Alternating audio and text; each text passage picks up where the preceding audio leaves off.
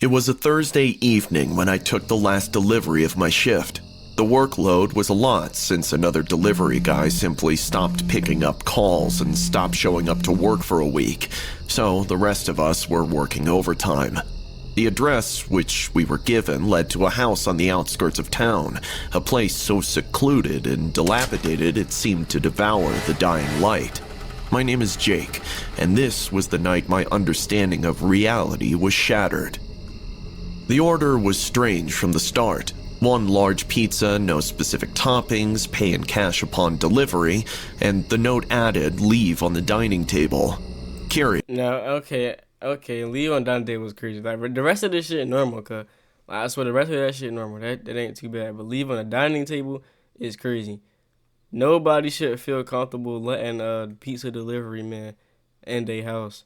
Real shit. It don't matter who you is, bro. Like, hell nah, man. But I've seen stranger requests in this job. As my bike crunched up the gravel driveway, I got a strange vibe from the place. This has to be a mistake, I muttered. What's wrong with his cheekbones? Like, really, it's tight bothering me. I'm not gonna lie, I can't ignore it no more. What's up with this nigga cheekbones, gang? Checking the GPS again, but the coordinates were precise. The air grew colder as I approached the front door, pizza box in hand. I knocked, half hoping no one would answer. Silence greeted me, so I turned the knob, finding it strangely unlocked. Hello? This nigga cheekbones making me mad. My voice felt absorbed by the... Bro, I'm not leaving shit on the dining table. Not in that dark ass house. I see if it's at least full of people, they having a party or some shit, but shit empty and you want me to leave it on the dining table? No, nigga, I'm leaving it outside. Darkness within. Pizza delivery? No response. The interior was shrouded in shadows, dust motes dancing in the air, boarded up windows, broken frames with strange landscape art. I found the dining room by intuition more than sight, my footsteps echoing too loudly on the wooden floor. The table was there, as the note instructed, but it wasn't empty. A set of fine, dusty utensils lay in wait. Even the entire table was covered in a thick blanket of dust. But to my shock, there was a clean square shape exactly like the pizza delivery box. I placed the box down. This is too weird, I said aloud, deciding to leave. That's when I heard it, the soft sound of a chair scraping against the floor behind me. I whipped around, but there was nothing. My heart raced, but as I turned to leave, I froze. I realized that the portraits on the wall had changed. Where there had been landscapes and abstracts before, now there were people, smiling, but with eyes too hollow, too knowing. Panic set in then. I rushed to the door, but it wouldn't budge. This isn't happening, I gasped, my breath fogging in the air that had turned inexplicably cold. I turned. I can't even feel bad for this nigga. Like, well, how did he let himself get this far? And like, I wouldn't even have went inside them niggas' houses. Like, I ain't gonna lie, like I said, I probably would have. But this type of house, I'm not going in there, bro. Like, real shit, that shit I'm not going for it. Back to the room, and that's when the whispers started, voices overlapping, coming from nowhere and everywhere, and then a woman's whisper into my right ear. The meal must be finished. I tried to cover my Personal space, what the fuck wrong with you? I know her breath stink. It smell like her breath stink, bro. I said smell. It sound like her breath stink. ears, but the sound was inside my head. The temperature dropped suddenly, my exhalations a visible vapor in the beam of my flashlight. Then, the laughter began. A child's laugh, innocent if not for the malevolence behind it. Shadows danced along the walls, shapes that were human but not quite. I fell backward, my back hitting the cold wood of the dining table. I kid you not, the pizza box was open. Inside, there wasn't a pizza, but a grotesque replica made of what looked like flesh. What the fuck does this mean? What is going on? How did the pizza... What, nigga? Bro, what is this story?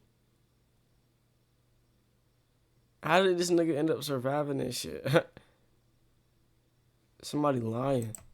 I gagged, the smell hitting me, a stench of decay and something far worse. Please, just let me go.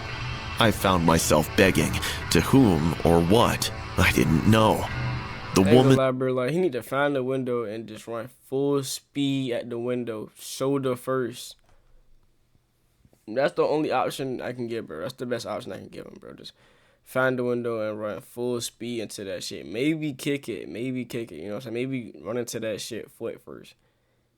Yeah, that might be a little bit better game. The whispers grew louder, the child's laughter more insistent. The room suddenly shook, and one portrait fell down.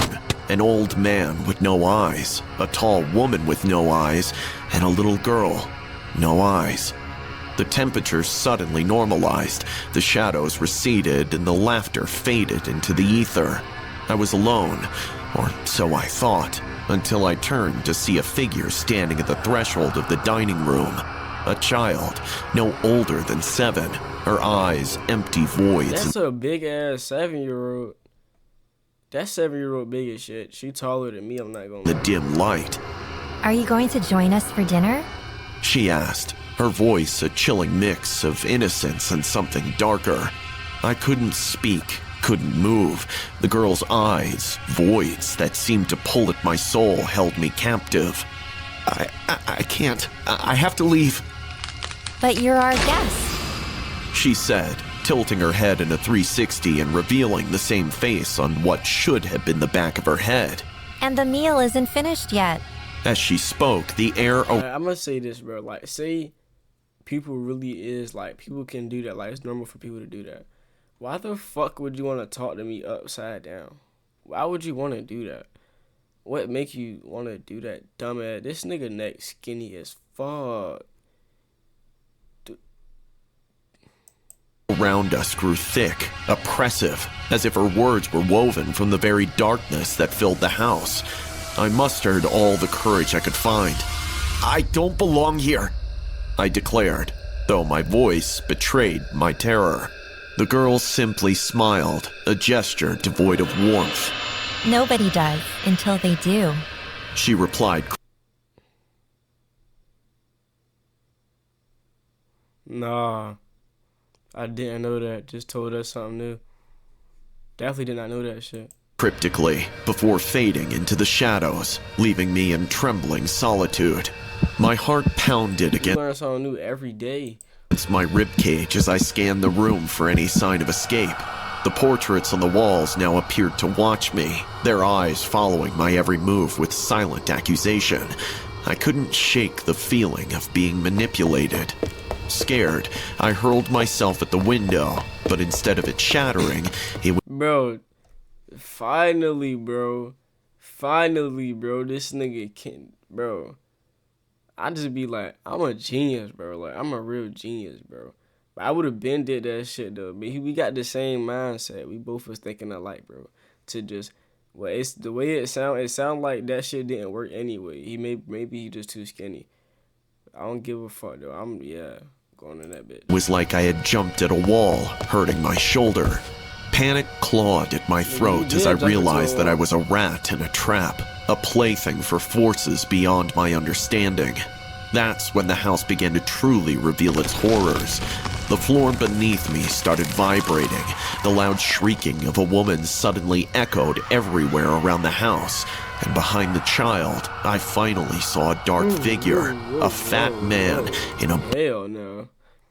What the hell is that? That nigga about to eat him. Bloody night robe, sitting in silence and looking at me. Except he had no eyes, just blackness. Are you going to join us for dinner? The child spoke again. I was beyond terrified, so I just gave in. I slowly walked up to the table, picked up a piece of flesh, and closed my eyes as I brought it to my mouth. I had submitted.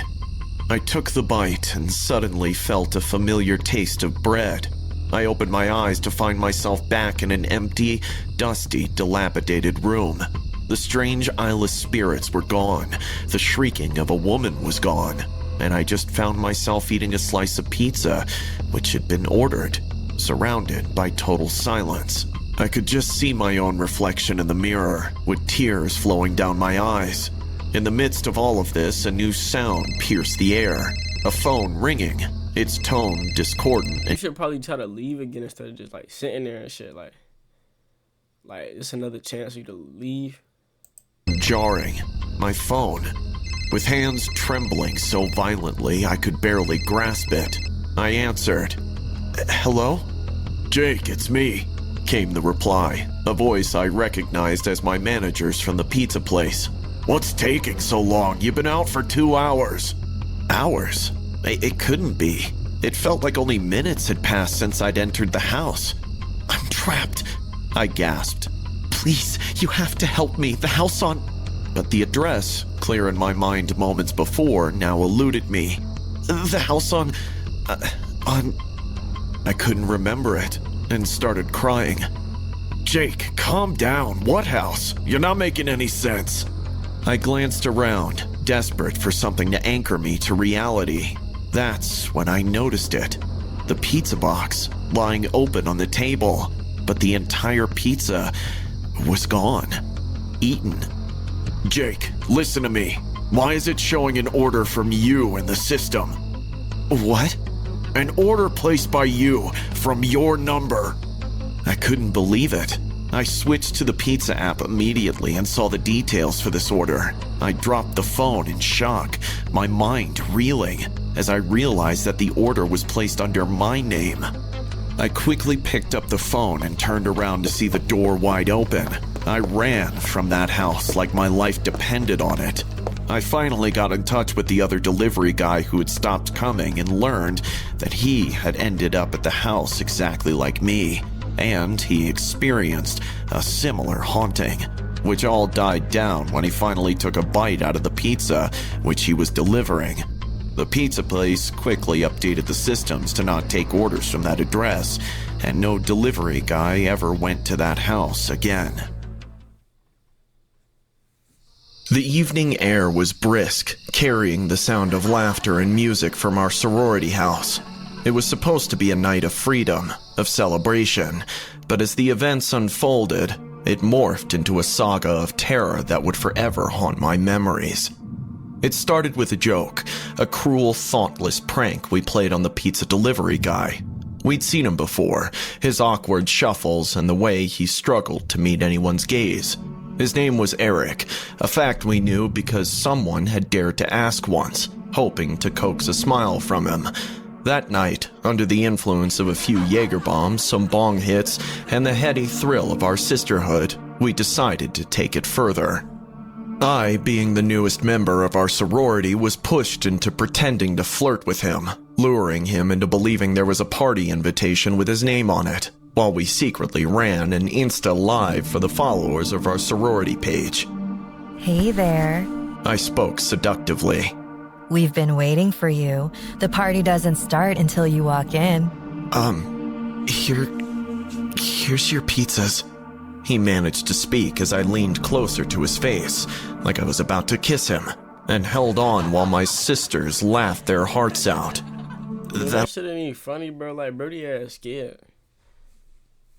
He probably don't even like, he won't be doing shit for real, like. So it's probably like the most that ever happened to this nigga. That's probably the closest a girl ever got to that nigga. He panicked like a motherfucker, sweating. He about to punch her. He about to punch her ass, bro. That'll be $30. If I make out with you, could you do it for free? It's not... It's... I'll make out for 1 minute if you make this free. The flush of embarrassment on his face was visible, even under the dim porch light. But it was the flicker in his eyes, a spark of something dark and unrecognizable. Yo, what the hell is wrong with this nigga? What the fuck? I thought he was just scared and nervous and shit. Now this nigga smiling. This nigga had a whole act. This nigga lying. This nigga straight lied to all of us. He tricked niggas. Niggas scammed niggas. This was his plan. This was this nigga whole plan. That should have warned us. How about something a little bit more and you get free pizzas for the... This nigga is OD. This nigga OD. This nigga trying to make them give it up for the pizzas, man.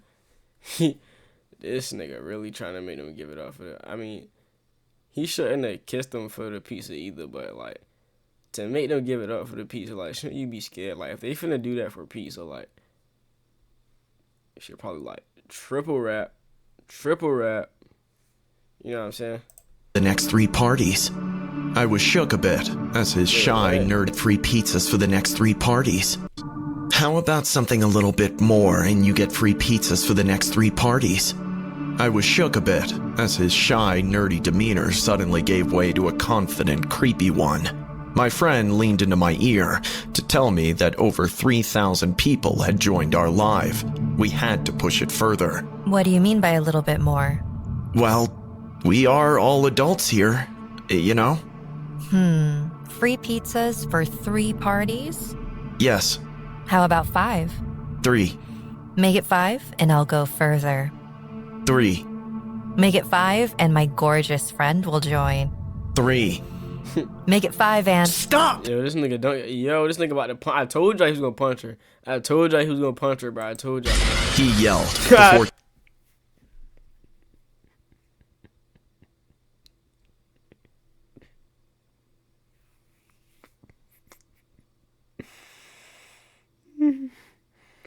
Bro, this nigga, ain't no way this nigga just started choking.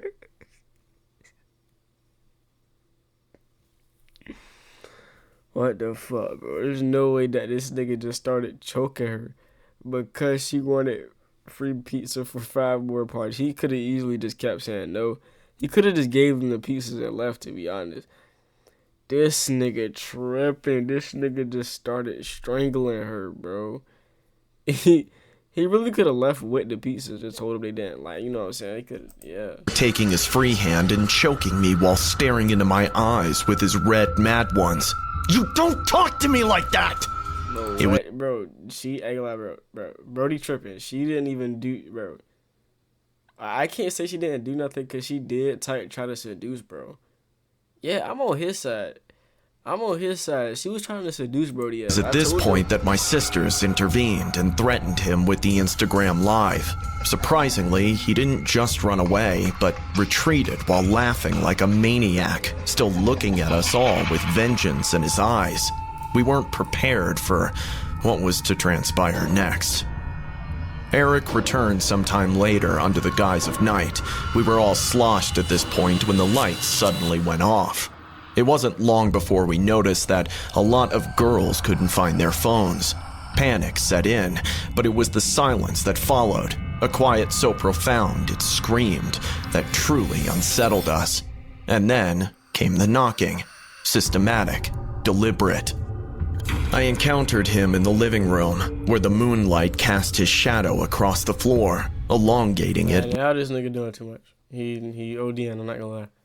Like, okay, I get it at first. They was seducing you. You was mad. You felt played. Ain't gonna lie.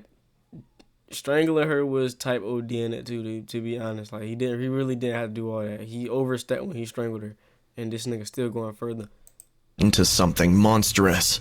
His voice, when he spoke, was eerily calm, a stark contrast to the chaos he had unleashed. You made me the center of your game, he said, tilting his head, studying me as if I was an interesting specimen.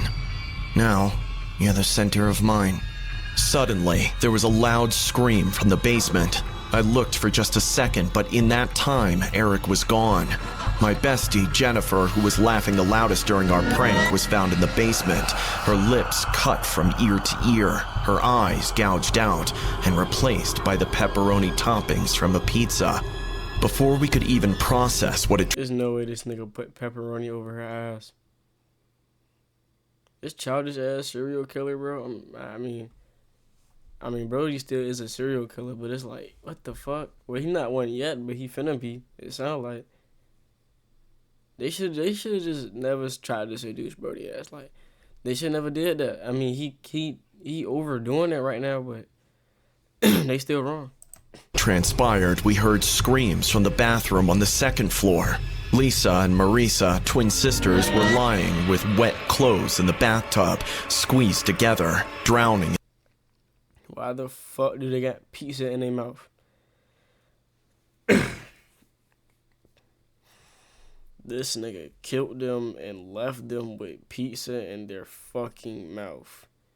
This nigga is sick. There's something wrong with this nigga. He not okay. In their own pool of blood which dripped from their slashed necks, and one slice of pizza stuck between their dead mouths. Eric's presence became more brazen, his encounters with us more frequent. He delighted in our fear, drawing it out with the precision of a maestro. His anger was a tangible thing, flaring at the slightest provocation, his mood swings erratic and dangerous. We started running, but the doors were locked, our phones were missing, and the drinks had rendered most of us incapacitated. "You think you can outsmart me?" he challenged, cornering me in the kitchen. His breath was hot against my face, his eyes wild. "I'll take care of your friends first. Let the terror marinate slowly. And just when you will beg me to kill you fast, I will suffocate you slowly." I realized then his need for control, for acknowledgement, was his weakness. It was a dangerous game engaging with a psychopath, but I had no choice.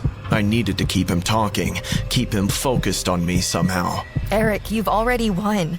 We're scared, aren't we? Isn't that what you wanted? Oh, it's only just begun. His threat hung between us, a promise of horrors yet to come. Eric's game was one of psychological warfare, each move destined to break us further, to tear us from any semblance of hope. As the night... Brody really did his bit one. This nigga managed to kill about 3 or 4 people and not let nobody else in the party escape. Everybody else in the party stuck without no way to get out. I ain't gonna lie, bro. Brody did his bit one. He a sick ass nigga, but he did. Night wore on, the rules of his twisted game became clear. He wanted us isolated, afraid, and utterly at his mercy. He would appear, sometimes as a whisper of movement in the darkness, other times as a full, terrifying presence. His manic laughter was a chilling reminder of the power he held over us. The climax of the night came with a chilling clarity. We had found 6 dead bodies in a span of a few minutes and were scarred for life. Yo, but Eric had... They need to stop beefing with this nigga. He dropping their ass. This nigga dropping their ass left and right. They bio about to be filled with the whole alphabet, my nigga. I'm not gonna lie. Grown overconfident, his interactions with me longer, more taunting. It was during one such encounter that I saw my chance. He had backed me into a corner of the living room, the bloodied knife in his hand, catching the moonlight in a sinister glint. "You see, Carly, what happens when you mess with the wrong guy? I'll just put 3 more of your friends to sleep and then come for you, unless you want to give up right now." His attention was so focused on me, on the fear he expected to see, that he didn't notice the heavy bookend I had silently grasped from the shelf behind me. With a surge of adrenaline, I swung it with all my might, connecting with the side of his head. The impact sent him staggering, the knife clattering to the ground. It was the opening I needed. I lunged for the knife, my fingers wrapping around the handle just as he recovered his balance. But I didn't hesitate, didn't give him a chance to regain control. With a Yes, you did. This nigga got up enough to look you down there in your eyes. This nigga stood up a lot. cry that was part fear, part rage, I swung the knife, catching him off guard. The blade made contact, and he fell, a look of shock etched into his features. The remaining girls, drawn by the noise, found me standing over Eric, the knife in my hand and determination in my heart. Together, we bound his hands and feet, a grim solidarity in our actions. We pulled out his own phone and called the police while kicking his unconscious, bleeding body. When the authorities arrived, they found us huddled together. Eric was taken away. The aftermath was a whirlwind of questions and flashbulbs, our sorority house a scene of interest and horror. But amid the chaos, there was a sense of closure. We had survived. I ain't gonna lie, bro. In this video, bro, I don't feel bad for nobody. Everybody in the wrong, bro. Real shit. Everybody in the wrong.